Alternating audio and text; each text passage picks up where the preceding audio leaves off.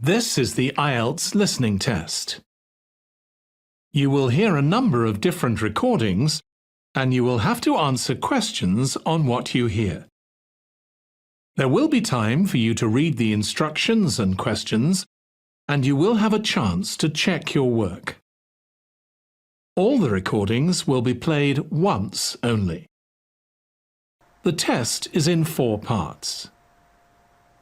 At the end of the test, you will be given 10 minutes to transfer your answers to the answer sheet. Now turn to Part 1.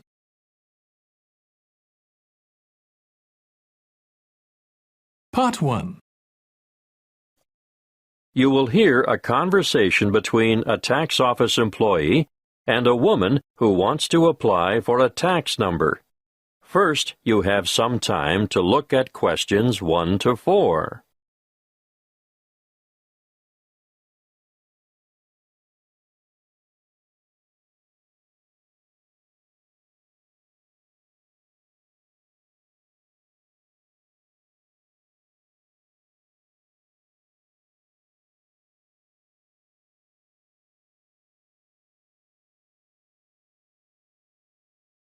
Now we shall begin.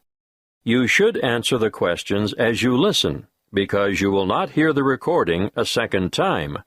Listen carefully and answer questions 1 to 4. Good morning, tax office. How can I help you? I'd like to apply for a tax file number. Are you a citizen? No, but I'm told I still need a number. So what is your residency status? Are you a permanent migrant, or perhaps a temporary visitor? Oh, I'm a permanent migrant. And you need a TFN? A what? A TFN. It stands for tax file number. Yes, what is that exactly? It's a unique number we issue to individuals and organizations to help administer tax collection and other government systems. Why do I need one? In actual fact, you don't. What do you mean? It's not compulsory, you know. But I should get one?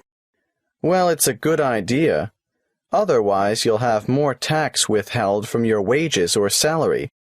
In fact, you won't be eligible to participate in the PAYE, that's pay-as-you-earn system, and you couldn't apply for income support or other benefits. You wouldn't have to pay the Medicare levy, but then you wouldn't be entitled to claim Medicare benefits either. I'd better have one then. Okay. So you're currently living in this country, right? Yes. What kind of visa do you have? A working visa? Well, I did have one because after my student visa expired, I went back home and worked for a year before applying for a job here. The job turned out to be permanent and full-time, and my employers wanted me to settle here. So now I have a permanent migrant visa. Now, once you have a file number, you never need to reapply. Even if your circumstances change, for example, if you get married or decide to take an English name, they'll even use the same one when you retire and apply for a government pension. I see. Have you ever had a TFN before? No. Right. Let's get on with the application process now. Before you hear the rest of the conversation, you have some time to look at questions 5 to 10.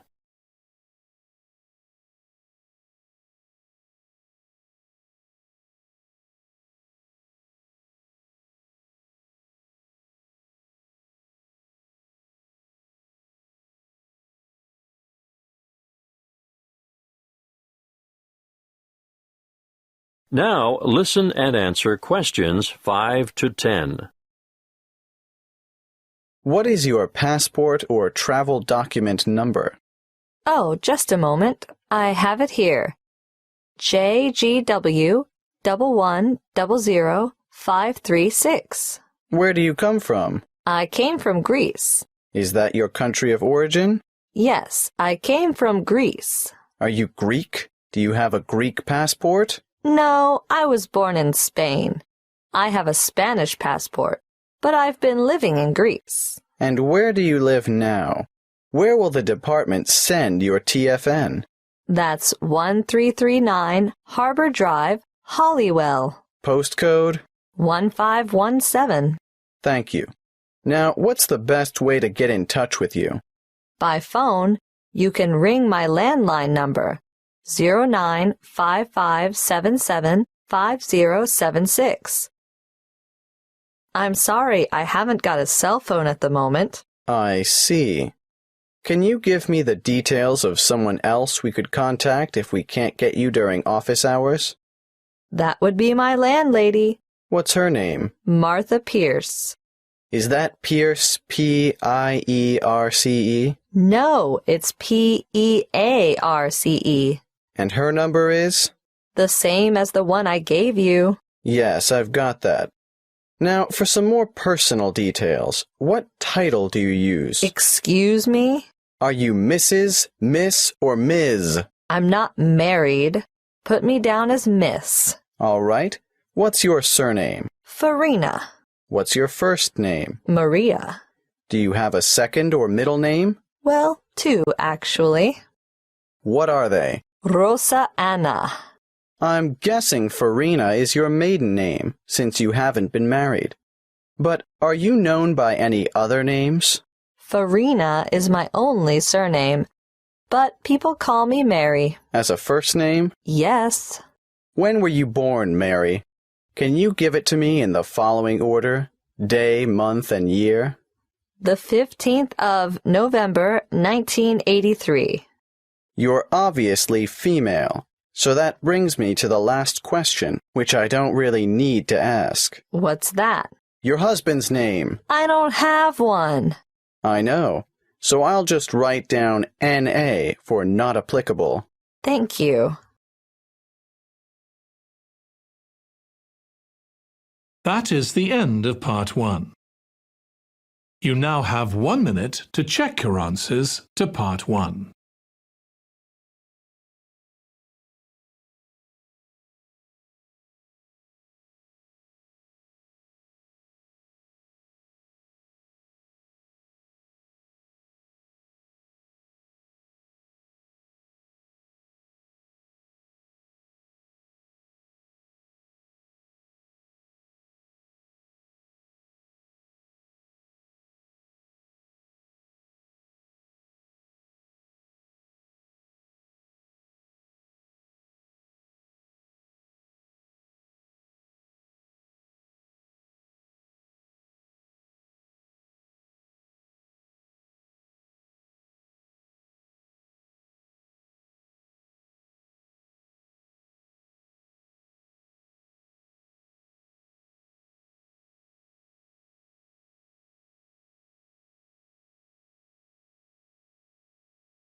Part 2. You will hear a talk about keeping children safe on the Internet. First, you have some time to look at questions 11 to 16.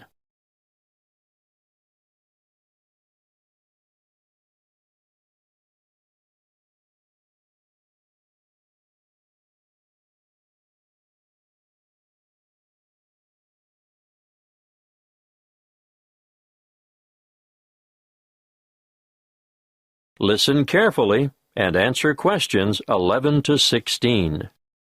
Thank you for coming.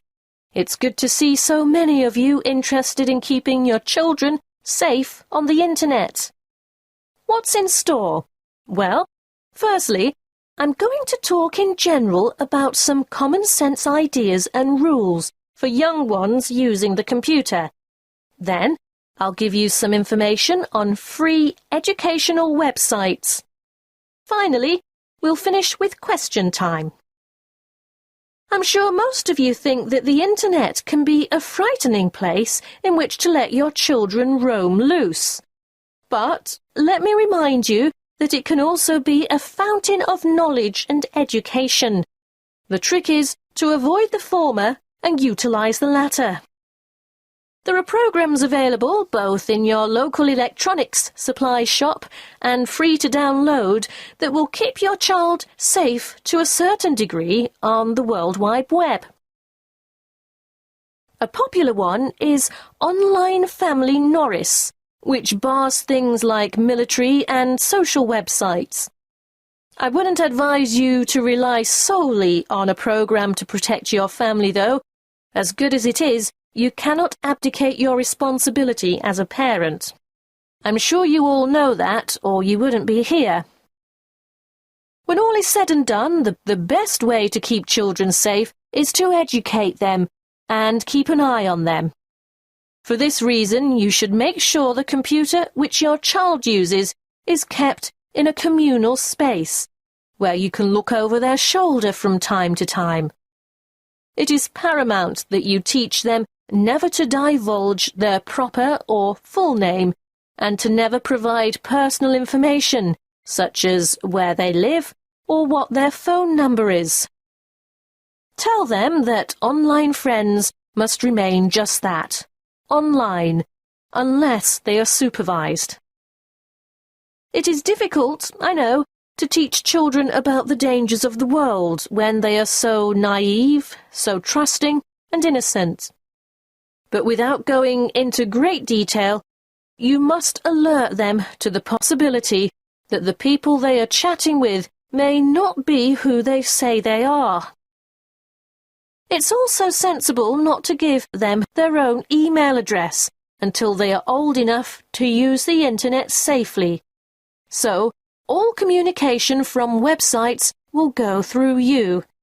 When they are old enough to use social sites like Facebook and MySpace, teenagers need to know that whatever postings they put on the web will remain accessible forever. Nothing is ever really deleted there. And embarrassing pictures or remarks may come back to haunt them one day.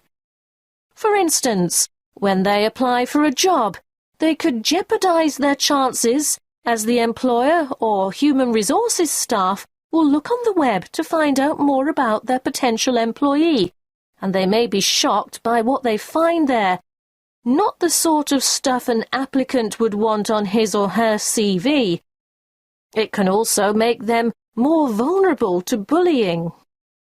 Unfortunately, bullying on social sites is another thing to look out for, and I have to tell you, it's on the increase.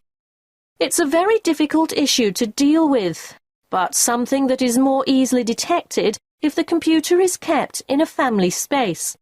If we can put these negative issues aside, let's not forget that the internet is also a wonderful place for children of all ages. Teenagers may be mostly networking on social sites or completing research that they've been asked to do as part of their homework assignments, but younger children can get assistance with mathematics, spelling, and reading on a variety of free and paid-for sites. Before you hear the rest of the talk, you have some time to look at questions 17 to 20.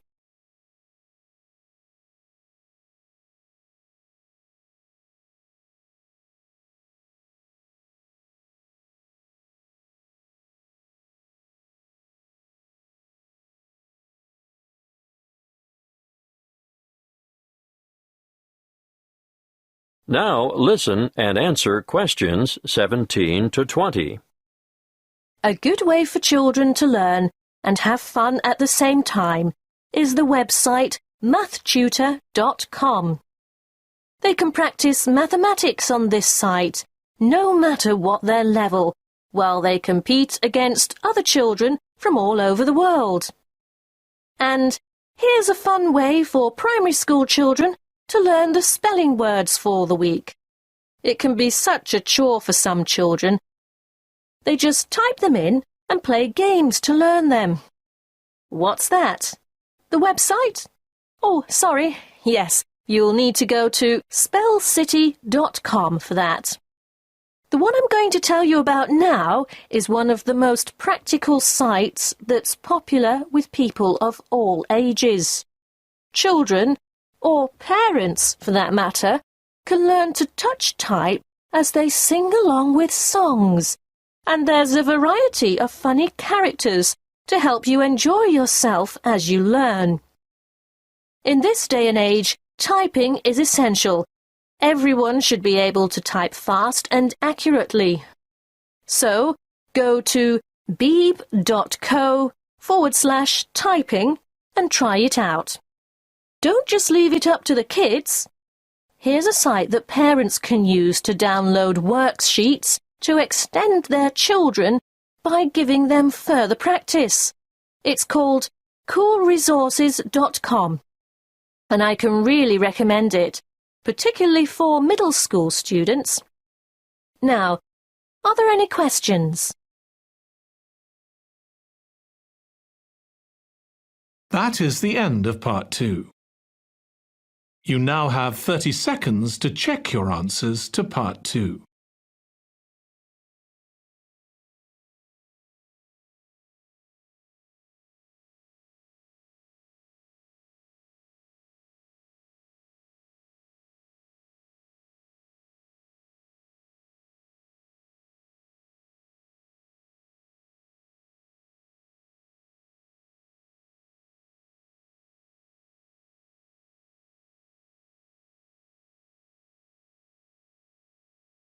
Part 3. You will hear a conversation between two students in the education department who are discussing their first assignment. First, you have some time to look at questions 21 to 28.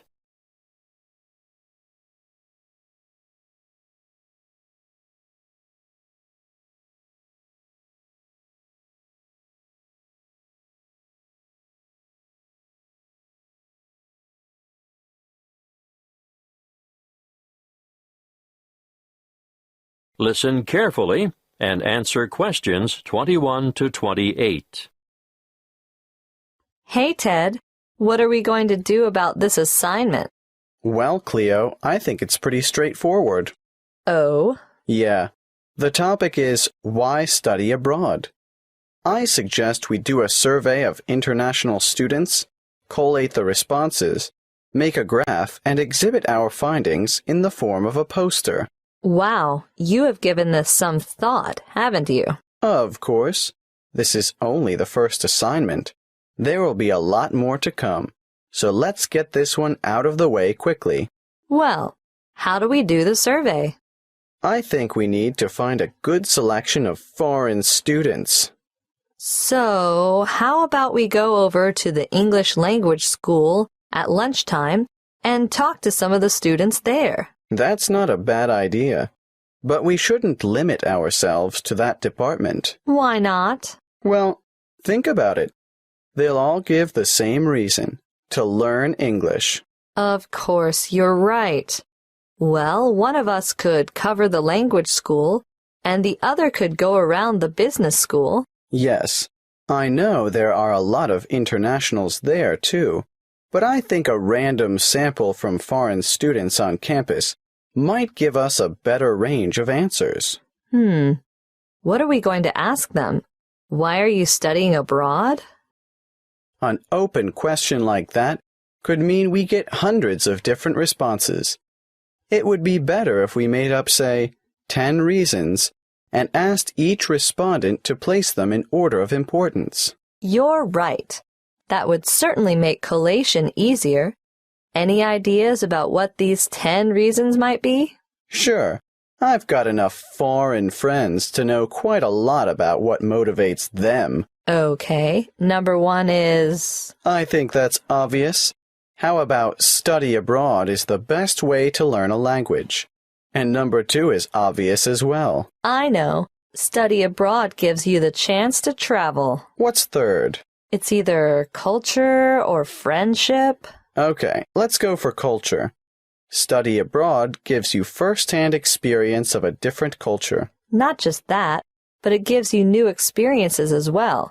Not all of them are good, but it's meeting those challenges and adapting to new situations and solving problems and so on. Let's make that a separate reason. How about study abroad, will compel you to develop new skills? Sounds good. Then study abroad promotes international friendship. What are we up to now? Wait, that was number 5. Do you think learning about yourself is the same as developing new skills? No, I think it's quite different. Probably more closely related to culture.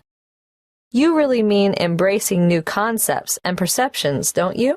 Yes, and reconsidering one's own beliefs and values, or at least seeing them through new eyes. We could make the next one and call it something like, Study abroad provides the opportunity to learn about yourself. We ought to throw in a few about study and work, because I'm sure that rates highly with many foreign students. Of course. Study abroad gives you the opportunity to expand your academic, Academic what? Let's simplify it. Make it the opportunity to study different subjects. Yes, good.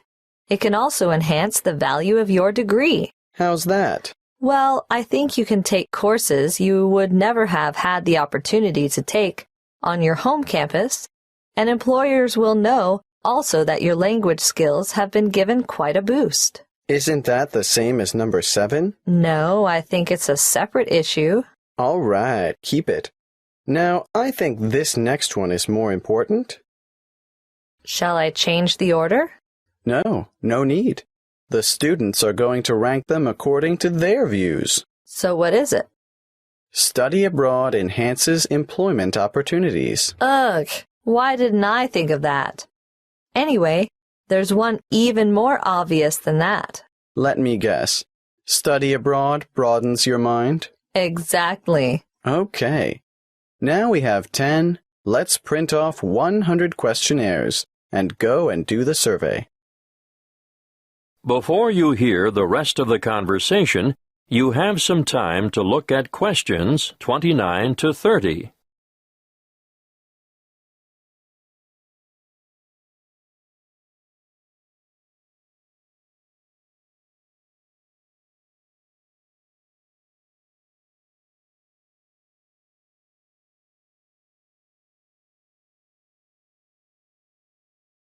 Now listen and answer questions 29 to 30. Did you hear about the National Geographic Survey of American students between the ages of 18 and 24? Yes. It sounds as if they could benefit from study abroad. Did you know that only 1% of U.S. students currently study abroad? Anyway, back to that National Geographic survey. It was carried out internationally, and it was Sweden that came out on top. It's really amazing, isn't it? When given a map of the world, only 13% of American students were able to find Iraq, and the same for Iran. I know. And not surprisingly, I suppose, Afghanistan didn't fare much better. 83% couldn't locate it on the map. There must be something about that region. 76% couldn't identify Saudi Arabia either. But Asia didn't come off much better. Over half the students couldn't find Japan on the map. But do you know what's really incredible? Yes, I do. 11% of them couldn't even find their own country. It's no wonder the USA scored near the bottom, only 2 points above Mexico, which was ranked last. That is the end of part 3. You now have 30 seconds to check your answers to part 3.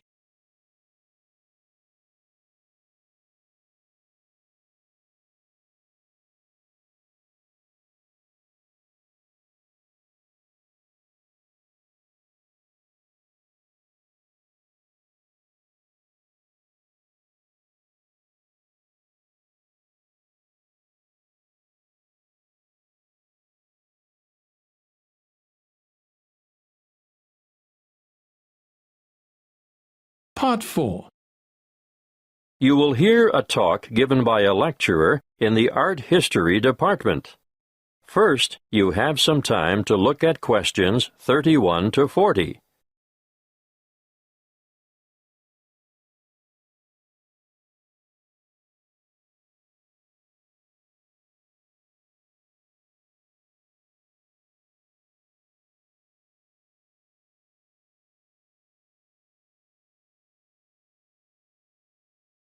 Listen carefully and answer questions 31 to 40. In this lecture today, I'm going to introduce you to an American painter, Charles Willson Peale. You may be familiar with his portraits, but did you know that he never even saw a painting till he was a grown man? He was born in Maryland in 1741. His father died when he was 9, and the family struggled financially for the next few years, and Charles became a saddle-maker's apprentice. One day, he went to Norfolk for supplies, and there he saw paintings for the first time. He thought they were so bad that he felt sure he could do better, so he decided to make painting his career. In 1766, he went to London to study painting with Benjamin West. Whilst there, he painted this portrait in 1768. See Slide 1, Pitt as a Roman senator. Notice how elaborately symbolical this portrait is. The symbolism arises, of course, from Pitt's famous speech to the British Parliament, where he draws an analogy between the ancient Roman Senate's view of a barbaric Britain and the prevailing European view of the time of a barbaric African continent fueling the slavery trade. Perhaps you didn't know that the Romans used Britons as slaves. But I digress. Back to Peale. He returned to America and in 1772 painted the first ever portrait of George Washington. See Slide 2. In 1773, he painted a group portrait of himself, his wife, mother, brothers, sister, his old nurse, and an unidentified baby. Just look at the slide. This painting is simply called the Peale family. And you can almost feel the exuberance of the family and their warmth towards one another. He enjoyed great success as a portraitist prior to the Revolution, and served with distinction in the Revolution.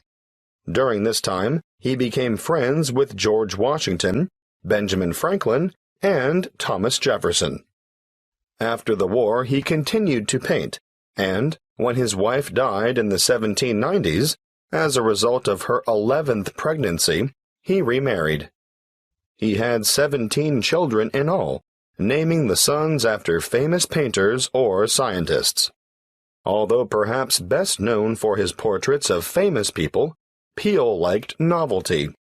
Look at this slide of his two sons, Raphael and Titian, life-size, climbing a narrow stairway.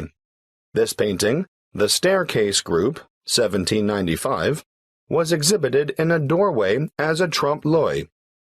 And it is said that it did, in fact, fool the eye of George Washington. Even as far back as 1772, we can see his desire for difference in Rachel weeping. It's a rather macabre portrait of his first wife crying over the death of one of their children, their daughter Margaret. I'd like to show you one more slide to demonstrate his innovative approach. This is a portrait of his brother, James, sitting at his desk at night, with only his face illuminated by a lamp. This was painted much later than the others, in 1822. You know, Peale believed anyone could learn to paint, and he taught painting to his brothers, sisters, sons, daughters, nephews, nieces, and other relatives. 4 of his sons, Titian, Rubens, Rembrandt, and Raphael, became painters, as did his brother James. Before I finish, I'd like to tell you a bit more about Peale. He was active in politics for several years, and throughout his life, he maintained a lively interest in many branches of science. He was also an inventor who gained patents for a fireplace, porcelain false teeth, and a new kind of wooden bridge. He collaborated with Thomas Jefferson on what was known as the polygraph, a kind of portable writing desk. But it wasn't any ordinary desk. This one could make several copies of a manuscript at once. He also wrote papers on a wide variety of subjects, from hygiene to engineering. Oh, and he also tried his hand at inventing a fairly primitive but innovative motion picture technique, new types of eyeglasses, and a velocipede, which is a precursor to the bicycle. Now, some of the original velocipedes had pedals and some didn't. You sort of scooted along on them using your feet. Unfortunately, I can't remember which type it was that Peale worked on. He's also remembered for his work as a naturalist. He established the first scientific museum in America, and he even invented his own system of taxidermy. For those of you who aren't sure what taxidermy is, it's the art of preparing, stuffing, and presenting dead animals so that they appear lifelike. He was also well ahead of his time in that he placed his animals in a simulated natural environment. His most magnificent exhibit, however, was the complete skeleton of an extinct mammal known as a mastodon, which he helped excavate. The event was memorialized in his extraordinary painting, The Exhuming of the Mastodon.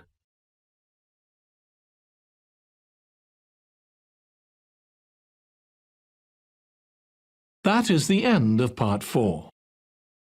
You now have 1 minute to check your answers to Part 4.